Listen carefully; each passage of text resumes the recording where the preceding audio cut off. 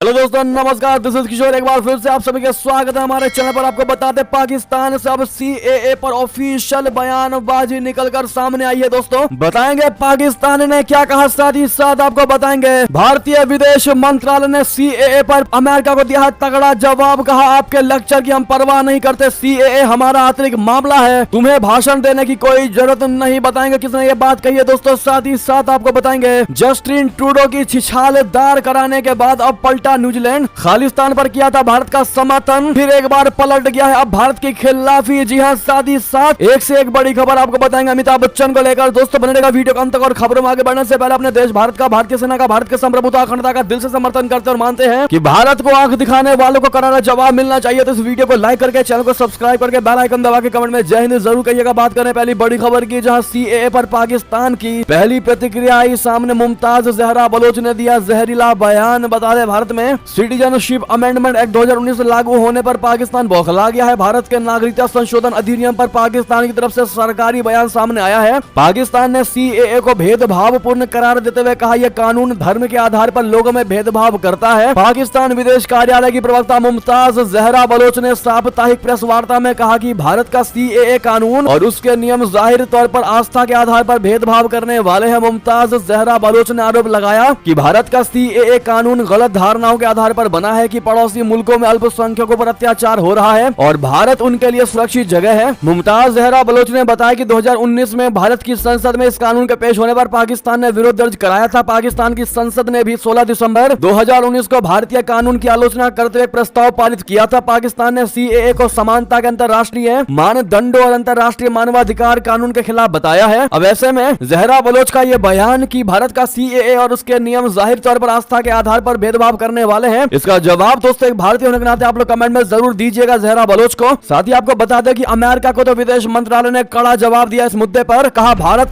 का आंतरिक मामला है सीएए, उन्हें हमें भाषण देने की जरूरत नहीं है, आपके लेक्चर की परवाह नहीं करते हम। जी हाँ, भारत में नागरिकता संशोधन कानून को लेकर अमेरिका की टिप्पणी पर विदेश मंत्रालय ने कड़ी प्रतिक्रिया दी। भारतीय विदेश मंत्रालय ने साफ कहा है कि सीएए को लेकर अमेरिका की ओर से आई प्रतिक्रिया गैर जरूरी और आधी अधूरी सूचना से प्रेरित है। ये कानून नागरिकता देने से जुड़ा है, न किसी की नागरिकता छीनने से। भारत का संविधान उसके हर नागरिक को धार्मिक आजादी का अधिकार देता है। जिन लोगों को भारत की विविधता से भरपूर परंपराओं का ज्ञान नहीं, उन्हें हमें भाषण देने की आवश्यकता नहीं। इससे पहले अमेरिका ने कहा था कि वो भारत में नागरिकता संशोधन कानून को लागू किए जाने की अधिसूचना को लेकर चिंतित है। वो सीएए को लागू किए जाने पर करीबी से नजर रख रहा है। अमेरिकी विदेश विभाग के प्रवक्ता ने गुरुवार को कहा कि भारत में 11 मार्च को नागरिकता संशोधन अधिनियम की अधिसूचना को लेकर हम चिंतित है। अमेरिका की प्रतिक्रिया पर शुक्रवार को भारतीय विदेश मंत्रालय ने करारा जवाब दिया है। विदेश मंत्रालय ने कहा कि नागरिकता संशोधन अधिनियम भारत का आंतरिक मामला है। सीएए नागरिकता देने से संबंधित है, छीनने से नहीं। भारतीय संविधान सभी नागरिकों को धार्मिक स्वतंत्रता की गारंटी देता है। अल्पसंख्यकों के साथ व्यवहार पर चिंता का कोई आधार नहीं है। ये देश की समावेशी परंपराओं, मानवाधिकारों के प्रति दीर्घकालिक प्रतिबद्धता को ध्यान में रखते हुए लागू किया गया है। अगली खबर बता दें, भारत में अरबों डॉलर के रूसी जेट सुखोई 57 का रास्ता बंद। दोस्त पुतिन को मोदी सरकार ने दिया जोर का झटका। जी हाँ, रशिया ने भारी उम्मीद लगा रखी थी कि भारत एक न एक दिन उसके 5th generation fighter jet Sukhoi यानी Su-57 जिसे महाशक्तिशाली माना जाता है, उसको खरीदने के लिए जरूर हामी भरेगा। यानी भारत उसको खरीदेगा और उसे अरबों डॉलर का भारतीय डिफेंस डील हासिल होगा। लेकिन मोदी सरकार ने आमका बोले तो advanced medium combat aircraft programme को मंजूरी देकर व्लादिमीर पुतिन के मंसूबों पर पानी फेर दिया है। दरअसल सुरक्षा पर कैबिनेट समिति ने आमका डिजाइन को मंजूरी दे दी है और इस प्रोग्राम के लिए 1.8 अरब डॉलर का भारी भरकम बजट भी जारी किया है। और भारत सरकार के इस फैसले ने रशिया को अंदर तक हिला डाला है, क्योंकि रशिया से लगातार भारत के पास Su-57 फाइटर जेट को लेकर लुभावने ऑफर आ रहे थे। इसीलिए रशिया भी आश्वस्त था, क्योंकि भारत के दो दुश्मन चीन और पाकिस्तान 5वीं पीढ़ी के लड़ाकू विमानों को लेकर काफी आगे निकल चुका है। चीन के पास 2 तरह के 5वीं पीढ़ी के विमान है, जबकि पाकिस्तान ने चीन से 5वीं पीढ़ी के विमान खरीदने को लेकर सौदा कर लिया है। आपको बता दें कि पिछले कई महीनों से रशिया उम्मीद कर रहा था कि भारत अमेरिका के F-35 5th generation fighter jet की जगह उसके अत्याधुनिक Su-57 फाइटर जेट को भारतीय वायुसेना के बेड़े में शामिल करने के लिए चुन सकता है, ताकि इंडियन एयरफोर्स के पास चीन के J-20 mighty dragon fighter jet का जवाब हो सके। लेकिन भारत ने दोस्तों रशिया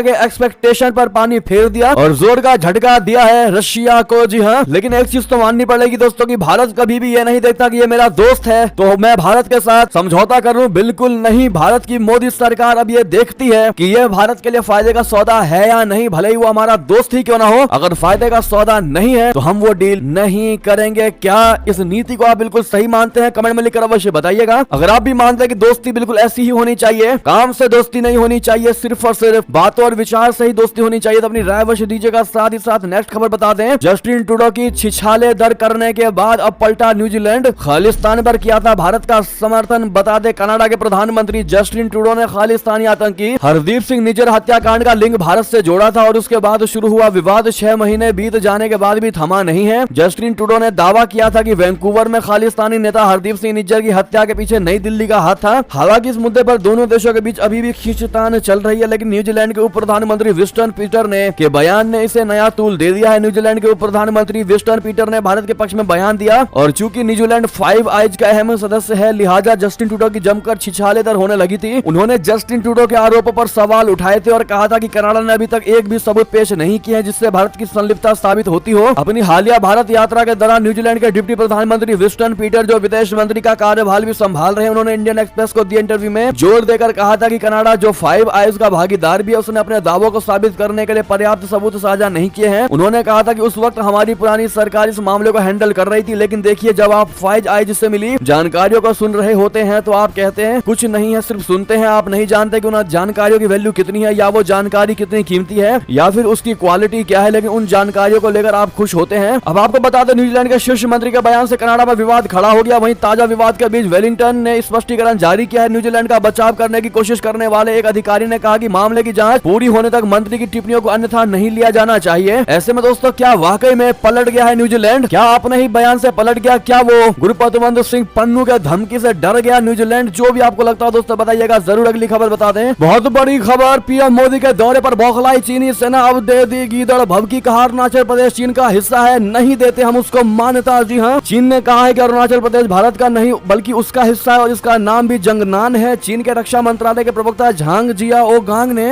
अभी यानी कि आज के दिन 15 मार्च के दिन एक नया बयान जारी किया है दोस्तों। उसने कहा है कि जंगनान चीनी क्षेत्र है, भारत का नहीं। चीनी सरकार ने कभी भी तथा कथित अरुणाचल प्रदेश को मान्यता नहीं दी और आगे भी नहीं देगी। चीन की सरकार भारत के अवैध रूप से स्थापित अरुणाचल प्रदेश का कड़ा विरोध करती है। जियाओ आंग ने कहा कि वो भारत से विवादों का शांतिपूर्वक हल चाहते हैं। ऐसे में भारत सीमा मुद्दों को जटिल बनाने वाली कार्रवाई बंद करने और सीमावर्ती क्षेत्रों में प्रभावी ढंग से शांति और स्थिरता बनाए रखें। आपको बता दें, भारत के प्रधानमंत्री नरेंद्र मोदी जी ने हाल ही में 9 और 10 मार्च असम और अरुणाचल प्रदेश का दौरा किया था। इस दौरान पीएम मोदी ने सेला सुरंग का उद्घाटन किया था। ये सुरंग सशस्त्र बलों की तैयारी में मददगार साबित होगी। इसके बाद से चीन भड़का हुआ है। बीजिंग का कहना है कि चीन भारत सीमा का प्रश्न अभी तक हल नहीं हुआ है। ऐसे में भारत को इस तरह की चीजों से बचना चाहिए। प्रधानमंत्री नरेंद्र मोदी के अरुणाचल दौरे के बाद चीन और भारत की ओर से कई बयान आ चुके हैं। चीन के अरुणाचल प्रदेश पर दावे को भारत ने पूरी तरह से खारिज कर दिया है। भारतीय विदेश मंत्रालय के प्रवक्ता रणधीर जायसवाल ने मंगलवार को कहा था कि अरुणाचल प्रदेश राज्य भारत का अभिन्न हिस्सा है और हमेशा रहेगा। पीएम मोदी के हालिया दौरे के बाद चीन ने कहा है कि अरुणाचल प्रदेश को उसने कभी मान्यता नहीं दिया है। ऐसे में भारत को इस क्षेत्र को मनमाने ढंग से विकसित करने का कोई अधिकार नहीं है। ये पहली बार नहीं है जब चीन की ओर अरुणाचल पर इस तरह की प्रतिक्रिया आई हो। चीन लंबे समय से अरुणाचल पर अपना अधिकार जताता रहा है और भारत के राष्ट्रीय नेता उनके वहां जाने पर ऐतराज करता रहा है। अब ऐसे में जिस प्रकार से चाइना ने यह बयान दिया है दोस्तों कि अरुणाचल प्रदेश को वो कभी मान्यता नहीं देता है और उस क्षेत्र को अपना क्षेत्र बताता है दोस्तों, उसका नाम जंगनान कहता है वो। ऐसे में आज के इस हालिया बयान पर एक भारतीय होने के नाते आप लोग करारा जवाब जरूर दीजिएगा।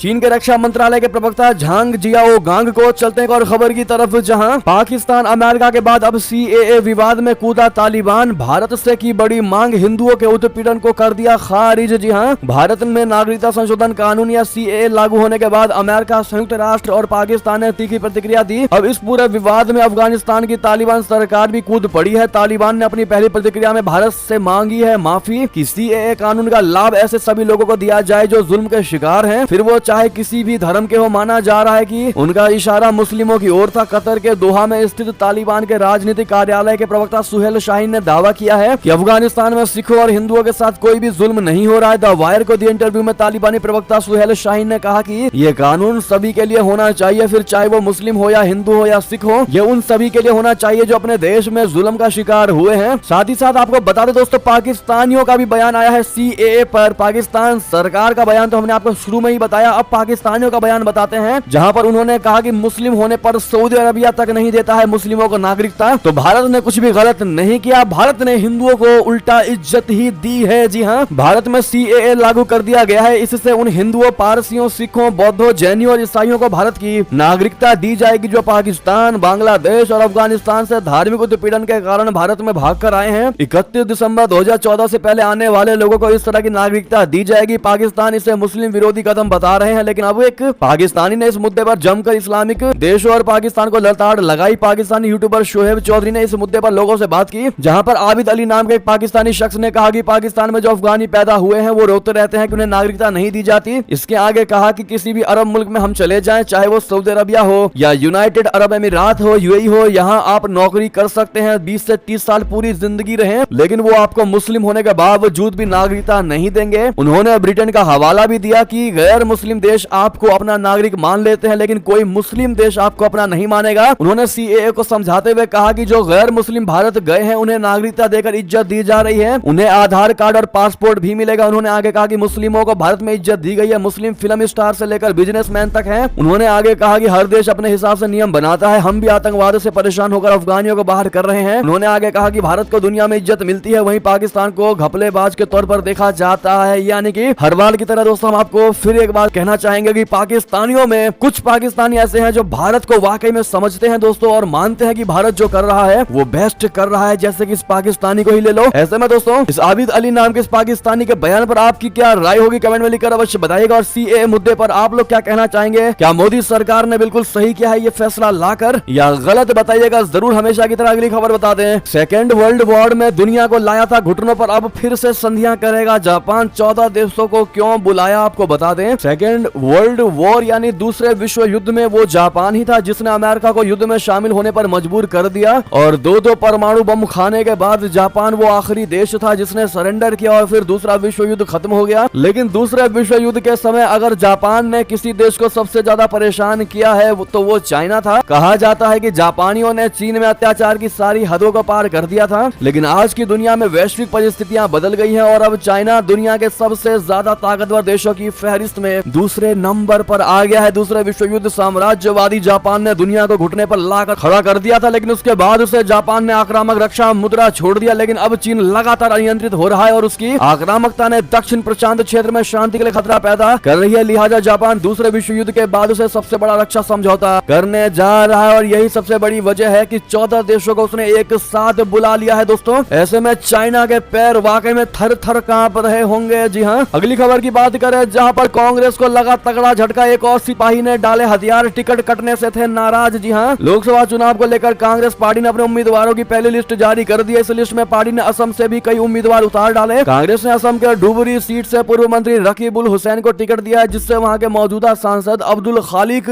नाराज हो गए हैं। सांसद खालिक ने अब पार्टी से इस्तीफा दे दिया है। जी हाँ, कांग्रेस के लोकसभा सदस्य अब्दुल खालिक ने शुक्रवार को पार्टी की प्राथमिक सदस्यता से इस्तीफा दे दिया। असम के बारपेटा से लोकसभा सदस्य खालिक ने कांग्रेस अध्यक्ष मल्लिकार्जुन खड़गे को भेजे त्याग पत्र में यह दावा भी किया कि प्रदेश कांग्रेस कमेटी के अध्यक्ष भूपेंद्र कुमार बोरा और प्रभारी महासचिव जितेंद्र सिंह के रवैये ने प्रदेश में पार्टी की संभावना को खत्म कर दिया है। नेक्स्ट खबर बता दें, आखिर अमिताभ बच्चन की हालत क्यों बिगड़ गई? मुंबई के अस्पताल में अचानक कराया गया भर्ती। क्या हुआ अमिताभ बच्चन को? दरअसल अमिताभ बच्चन को लेकर बड़ी खबर सामने आ रही है। बताया जा रहा है कि सुबह एंजियोप्लास्टी के बाद एक्टर की अभी हालत बिगड़ गई है, जिसके बाद उन्हें मुंबई के कोकिला बेन अस्पताल में भर्ती कराया गया है। खबर सामने आने के बाद फैंस काफी परेशान हो गए हैं। अभिनेता अमिताभ बच्चन को मुंबई के अस्पताल में भर्ती कराया गया है। 81 वर्षीय बॉलीवुड मेगा स्टार को मुंबई के अंधेरी पश्चिम इलाके में कोकिला बेन अस्पताल लेकर जाया गया है। एक सूत्र ने न्यूज 18 को बताया कि अमिताभ के दिल का नहीं बल्कि पेरिफेरल का इलाज किया गया था। सूत्र ने आगे कहा कि उनके पैर में जमे थक्के पर एंजियोप्लास्टी की गई थी। अमिताभ हेल्थ के बारे में अधिक जानकारी का इंतजार है, जैसी जानकारी आएगी सबसे पहले आपको बताएंगे। बहरहाल दोस्तों, get well soon, Amitabh Bachchan का नाम मत भूलिएगा, सदी के महानायक को। साथ ही साथ ये थी कि सारी बड़ी खबरें आपको हमारी खबर कैसी लगी, आशा करता हूँ बहुत अच्छी लगी होगी। थोड़ी भी अच्छी लगी तो इस वीडियो को दोस्तों, भाइयों में, साथियों में, रिश्तेदारों में शेयर अवश्य कर दीजिएगा, और इस वीडियो को भी कर दीजिए लाइक, चैनल कर दीजिए सब्सक्राइब, बेल आइकन दबाइए, साथ ही कमेंट बॉक्स में लिख दीजिएगा जय हिंद जय भारत। और यहाँ तक बनने के लिए आप सभी का बहुत बहुत धन्यवाद।